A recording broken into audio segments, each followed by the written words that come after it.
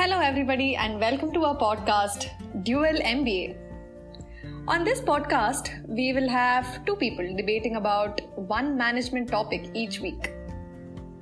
The debate is going to be between Mr. MBA, who's graduated from an established B school in the country, and Marwadi Seth, who doesn't have a degree but has immense on-the-job experience.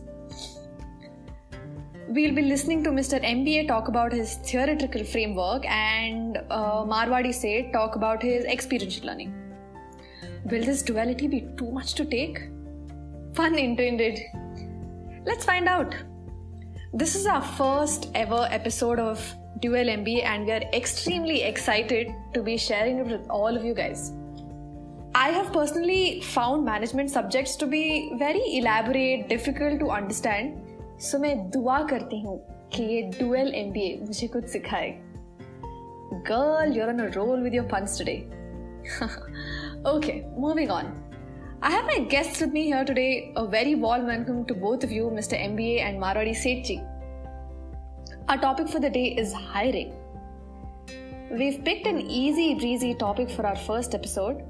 Hope you guys are ready and geared up for this heated debate between the two of them. Looks like Mr. MBA and Marwadi Seth are both geared up, so let's begin. My first question to you guys is, hiring right people is very important. How do you make sure you've hired the right people? Mr. MBA, I'd like to hear from you first, please. Hiring and talent acquisition is a very interesting topic. Every organization faces a struggle to hire the best talent in the industry, be it freshers or people with experience. To be able to hire the best talent, companies have decided to dedicate a talent acquisition team that sets processes, defines criteria to meet organizational values, and ensures an employer branding that attracts the best in the breed. Given an extremely competitive space from both the employers and the employees, it is very important to set criteria in terms of qualifications, educational institutions, and maybe even their grade point average, especially for freshers. Of course, as people get more and more experienced, other factors such as total years of experience, stability, prior companies worked for, etc., comes into the picture. Also, it's a good practice to involve peers of the person to be hired in the interview process, basically for both sides to weigh in on whether any new addition is a value add. In fact, this is something I personally practiced in my organization. I ensure I always get a peer to interview a candidate. It not only develops a sense of enthusiasm in the interviewee to come on board if selected, but also ignites camaraderie right from the beginning. Mr. Marwadi Seth, what do you have to say about this? Yeah, look, okay, educational qualification is something on paper, and even in interviews, how long? 45 minutes, 1 hour. Right? In 1 hour, what will I know about the candidate? What he's done? What wonders has he done in his life earlier, right? So for me, referrals is very important. My supplier of 10 years comes to me and says, "Oh boss, ye solid aadmi hai, hire him." Right? I have a trust for the guy who is referring this person to me, right? And that automatically says, okay, there is some level of trust, and I can actually take a shot in hiring him. I'm not really hiring him for his education or for his skills, but he comes with a certain level of trust, saying this guy has some strong background. Somebody is willing to refer him, and so it is a good bet for me to hire him at that point of time. To me, that is the most important thing in terms of whom do I want in my organization. Thank you, Mr. MBA and Marwadi Seth. This was such a diverse opinion from both of you. One spoke about GPA, experience and incentives, and the other spoke about referrals and trust. My next question to you guys is that when a top performer is applying at your company, what according to you is he looking for? As in, what's he expecting the company to provide for him? I'd like to know about what you have to say about this, Marwadi Seth. See, I look at all my top performers in my company. Right? All of them have a very standard expectation. One, they want to do some interesting and good work. Two, they don't want to spend some 12-14 hours chasing some random dreams somewhere which of someone else's. What do they want? They want some good work-life balance, do the work for 8 hours, 9 hours, do it with dedication, and then be able to go back home, enjoy the rest of the day. This is what my top performers want. Nothing more than that, right? Anything else in terms of, I keep on asking them, shall we go for an outbound? Shall we do an offsite? Shall we try and, do some team building activities? And all of them look at me and saying, nahi boss, काम हो गया, धंधा हो गया आज के लिए, तो घर जाना है, खाना खाना है, सोना है, उसके बाद कल देखते हैं. So that is essentially it, right? Just make sure that that I respect their time, make sure I respect their skill sets and their outcome, and then they are very happy. Over to you, Mr. MBA. It is no longer enough to pay employees as per the market expectation. This is more applicable for top performers who expect a lot of non-monetary benefits in the job. Top performers want to work and interact with other top performers. They tend to flock towards employees of similar caliber. He could be working in one team, but collaborate with like-minded employees belonging to another department to develop something really cool, really innovative. They just do not care about management approvals, denials, and or boundaries within defined by the teams. All they bother about is developing a prototype and demonstrating functionality. I have seen this happen in my organization. These guys, by these guys, I'm referring to a set of people from my team, set of engineers from my team, who teamed up with developers from another department to develop a product in stealth mode before pitching it to the management. They love the collaborative environment where they can innovate without boundaries. That's the kind of flexibility the top talent usually looks for from leadership and the organization.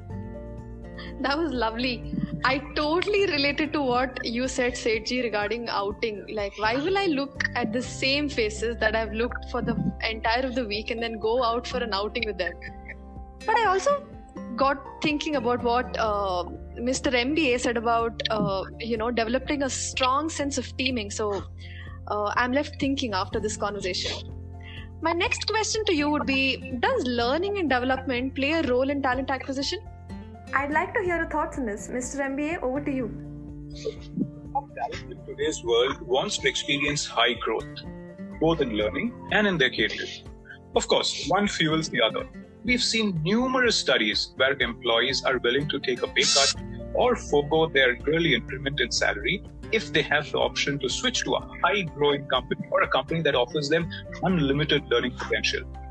They are very well aware of the trade-off that they are making, and they know it is far more beneficial for them to focus on learning in the long run. But I have seen my employer urging engineers and employees to dedicate appropriate time from their work hours for learning and development. In fact, leadership is held responsible if an engineer fails to meet this goal. To make this attractive and fruitful, really expensive courses and workshops are organized at a periodic level with guest faculties from the top-notch schools of the country, but practical field knowledge to them. So learning definitely plays a huge role in talent retention. And I've not seen any of these top performers who's been part of these workshops ever leave the organization for something better. Usually not. How would you answer that, Mr. Marwadi Seth? See, when you say learning and development, the job is supposed to give you all the learning, right? I have a person in sales. He has not dealt with a cranky client earlier, so I'll give him a cranky client saying, go handle this person. That is learning. I can analyze a lot of P&L sheets for every company, but I've never analyzed a balance sheet for an organization. I will analyze the balance sheet for the organization. That is learning. Learning has to be a part of the job that you are doing as part of your day job. It is not something for which you have to spend extra 2 hours, 3 hours separate from the job. That is again going back to college. And how many of us remember what we learned in college in any case, or even apply it now? But if we are able to do something on the job, learn something from it, we can apply it immediately. So we don't really spend so much of time or effort in creating a lot of different learning programs or interacting with other people. Because there are situations in the job, you have not experienced those situations before. You will go experience those, you will learn from them. And that for me is the best type of learning there can be. Thank you, both of you. I think this is the only question where both of you have emphasized equally on how you want to promote learning, but in your own different ways. My next question would be, what would you do to ensure employee satisfaction in your company? Mr. Marwadi Seth, what do you have to say about this? See, I have to keep employees happy. And why should I keep them happy? So that they don't leave very soon and go away. Right? That doesn't mean, of course, that they stay in the company until they are of no use to the company. But as long as they are useful to the company and the company is useful to them, they should stay with me. Now, for that, I just have to respect that person's time, that person's skill set, and what she or he is bringing to the company. Pay the person according to what that person is worth. Because at the end of the day, everyone needs the money. Sabko paisa hi chahiye. That's the only reason of doing a job. So pay the person that what she or he is worth. And that's all. And that's all is there. Respect the time, respect the person, and pay the person equivalent to what is expected. Beyond that, anything else of employee satisfaction, they'll actually figure out their own groups in office. They'll figure out who to go out with chai, who to have fun with, who to go out for a drink with. That will happen on its own. But as an employer, I have to take care of these things, basic things. And beyond that, I think they will end up being very happy. Mr. MBA, over to you. I guess employees are satisfied when they get what they want. Like I touched upon earlier, along with monetary benefits, they also look for a seniors. A group of like-minded engineers and a platform to develop and innovate is exactly what they're looking for. Additionally, they are always looking towards upskilling themselves. Therefore, learning and development plays a huge role in the industry. It is only after all these checkboxes have been marked that the employees look at their incentive structure to decide on their job or about their satisfaction levels.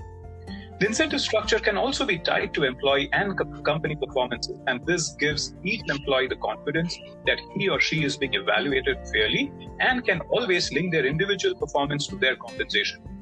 After all, employees are just not looking for a job, you see. They are building a lifelong career, and employers have to make sure they stay in the company productive and as a satisfied employee. Bapre, you guys spoke so much about employee satisfaction. I wonder how me being in the company and looking for a work-life balance and satisfaction is going to be a tough nut to crack. And both of you had some very good insights on that. So thank you. I thoroughly enjoyed such varied perspectives on such serious questions related to how I can manage a company. We will come back next week with more management-related topics. Until then, bye-bye.